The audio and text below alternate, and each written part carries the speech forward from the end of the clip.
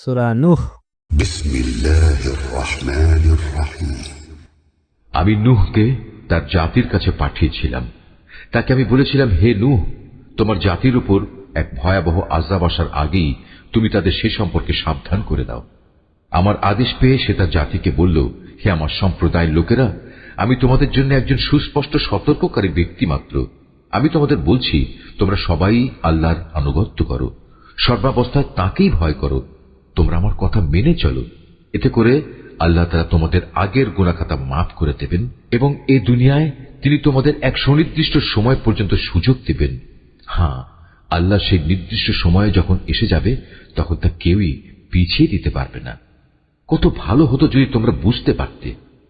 নিরাশ হয়ে আল্লাহকে সে বলল, হে আমার মালিক, আমি আমার জাতির মানুষগুলোকে দিনে রাতে সব সময়ই ইমানের দাওয়াত দিয়েছি, কিন্তু আমার এই দিবানিশি দাওয়াতের ফলে সত্য থেকে পালিয়ে বেড়ানো ছাড়া তাদের আর কিছুই বৃদ্ধি হয়নি।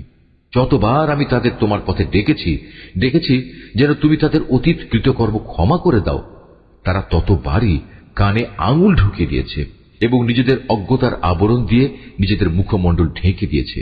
শুধু তাই নয়, তারা ক্ষমাহীন জেদ ও অহমিকা প্রদর্শন করেছে, হেদায়েতকে অবজ্ঞা করার ঔদ্ধত্য প্রদর্শন করেছে। তারপরেও আমি তাদের কাছে প্রকাশ্যভাবে দ্বীনের দাওয়াত পেশ করেছি, তাদের জন্য আমি দ্বীনের প্রকাশ্য ঘোষণা দিয়েছি। আমি চুপে চুপেও তাদের কাছে দ্বীনের কথা পেশ করেছি, পরন্তু বারবার আমি তাদের বলেছি, অহমিকা বাদ দিয়ে তোমরা তোমাদের মালিকের দুয়ারে নিজেদের অপরাধের জন্য ক্ষমা প্রার্থনা করো। নিঃসন্দেহে তিনি আল্লাহ তাআলা, তিনি অত্যন্ত ক্ষমাশীল।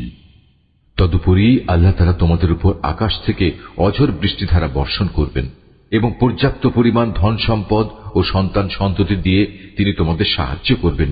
তোমাদের জন্য বাগ বাগিচা ও উদ্যান স্থাপন করবেন। বিরান ভূমি আবাদ করার জন্য তিনি এখানে নদী নালা প্রবাহিত করবেন। এ কি হলো তোমাদের?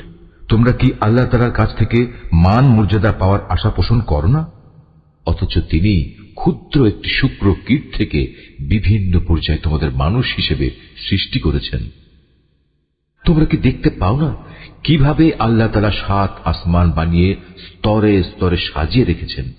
কিভাবে এর মাঝে তিনি চাঁদকে আলো গ্রহণকারী ও সূর্যকে আলো দানকারী প্রদীপ বানিয়েছেন। আবার জীবনের শেষে তিনি তোমাদের সেই মাটির কোলেই ফিরিয়ে আনবেন এবং তা থেকেই একদিন তিনি তোমাদের সহসা বের করে এনে নতুন জীবন দান করবেন। আল্লাহ তাআলা তোমাদের জন্য এই জমিনকে বিছানার মতো সমতল করে বানিয়েছেন, যাতে করে তোমরা এর বুকে উন্মুক্ত ও প্রশস্ত পথ ধরে চলাফেরা করতে পারো।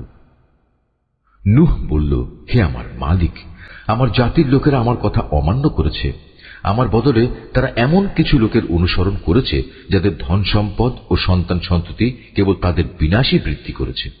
তারা সত্যের বিরুদ্ধে সাংঘাতিক ধরনের এক ষড়যন্ত্র শুরু করেছে। তারা বলে, তোমরা তোমাদের সেসব দেবতাদের কোনো অবস্থায় পরিত্যাগ করো না। ওয়াদ সুয়া নামক দেবতাদের উপাসনা কিছুতেই ছেড়ে দিও না। ইয়াগুস, ইয়াউক ও নাসর নামের দেবদেবীকেও ছাড়বে না। হে মালিক, এরা বিশাল এক জনগোষ্ঠীকে পথভ্রষ্ট করেছে। তুমিও আজ এ জালেমদের জন্য পথভ্রষ্টতা ছাড়া আর কিছুই বাড়িয়ে দিও না। অতঃপর তাদের নিজেদের অপরাধের জন্যই তাদের মহাপ্লাবনে ডুবিয়ে দেওয়া হয়েছে। পরকালেও তাদের জাহান্নামের কঠিন অনলে প্রবেশ করানো হবে। এ অবস্থায় তারা আল্লাহ তাআলা ব্যতীত দ্বিতীয় কাউকেই সাহায্যকারী হিসেবে পাবে না। নূহ আরো বলল, হে আমার মালিক, এই জমিনের অধিবাসী জালেমদের একজন গৃহবাসীকেও তুমি আজ শাস্তি থেকে রেহাই দিও না। আজ যদি তুমি এদের শাস্তি থেকে অব্যাহতি দাও, তাহলে এরা পুনরায় তোমার বান্দাদের পথভ্রষ্ট করে দেবে। শুধু তাই নয়, এরা ভবিষ্যতেও দুরাচার, পাপী এবং কাফের ছাড়া কাউকেই জন্ম দেবে না। হে আমার প্রতিপালক, তুমি আমাকে, আমার পিতামাতাকে তোমার উপর ঈমান এনে যারা আমার সাথে ঈমানের এই ঘরে আশ্রয় নিয়েছে এমন সব ব্যক্তিদের এবং সব ঈমানদার পুরুষ ও মহিলাদের ক্ষমা করে দাও। জালেমদের জন্য চূড়ান্ত ধ্বংস ছাড়া কিছুই তুমি বৃদ্ধি করো না।